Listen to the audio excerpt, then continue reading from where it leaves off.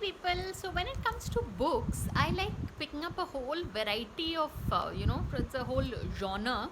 So one of these books is called Orchids on Your Budget.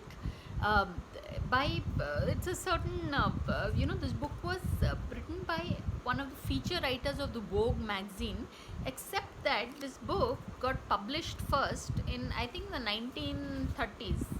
Yeah, 1938 is a date I saw on this thing. Yeah, in 1936 she wrote one book, and then 1938 is when this book was released. Orchids on Your Budget. It's all about the fact that it is possible to kind of on a very shoestring budget to afford orchids. Orchids is supposed to be an expensive flower, right?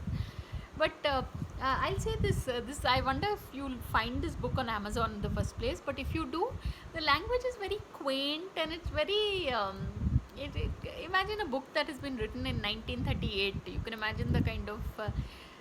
It's an experience reading this book. It's just 100 pages, I think, and it's all about it's all about how you can,